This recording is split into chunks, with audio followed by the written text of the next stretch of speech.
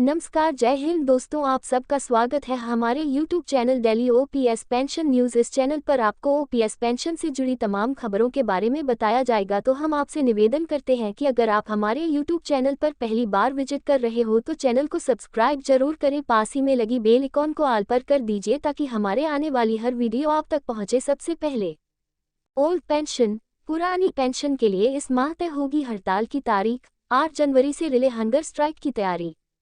OPS के लिए गठित national joint council of action (NJCA) की संचालन समिति के वरिष्ठ सदस्य और एआईडीएफ के महासचिव श्री कुमार ने बताया, स्ट्राइक नोटिस और अनिश्चितकालीन हड़ताल को लेकर इस माह अंतिम निर्णय ले लिया जाएगा।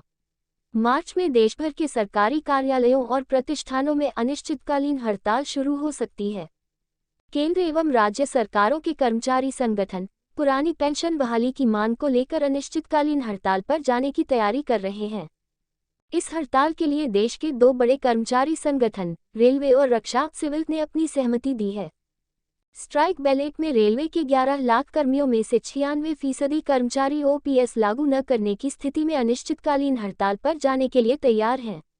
इसके अलावा रक्षा विभाग सिविल के 4 लाख कर्मियों में से 97% कर्मी हड़ताल के पक्ष में हैं।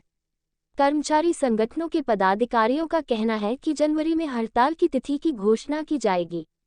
इससे पहले 8 जनवरी से देशभर के सरकार कर्मचारी रिले हंगर स्ट्राइक पर बैठेंगे।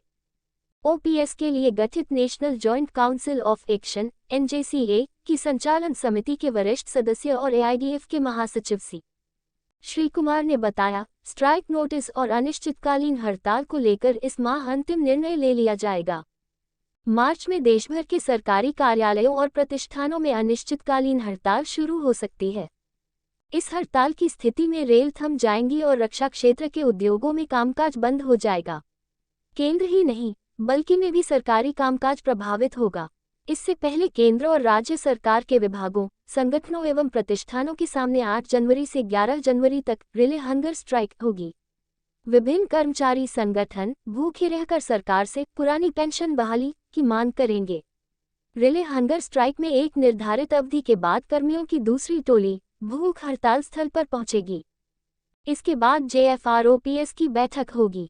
उसमें कन्वीनर शिव गोपाल मिश्रा सहित केंद्र एवं राज्य सरकारों के कर्मचारी संगठनों के अनेक प्रतिनिधि हिस्सा लेंगे। उस बैठक में राष्ट्रव्यापी हड़ताल की तिथि की घोषणा की जाएगी। बतौर श्री कुमार, स्ट्राइक नोटिस और अनिश्चितकालीन हड़ताल की तिथि तय होने के बाद सरकार को अवगत कराया जाएगा। कैबिनेट सेक्रेटरी को JFROPS के निर्णयों की जानकारी देने के लिए पत्र जारी होगा। देश में पुरानी पेंशन बहाली को लेकर केंद्र एवं राज्यों के सरकार कर्मचारी आंदोलन कर रहे हैं।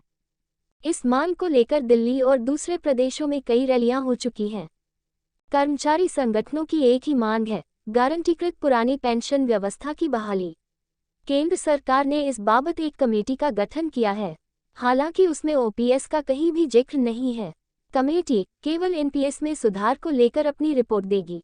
पिछले संसद सत्र में लोकसभा सदस्य नव कुमार सरनिया, दीपक बैच और कृपाल बालाजी तुमाने द्वारा पूछे गए सवाल के जवाब में वित्त राज्य मंत्री पंकज चौधरी ने बताया था कि ओपीएस बहाली को लेकर केंद्र सरकार के विचाराधीन कोई प्रस्ताव नहीं है।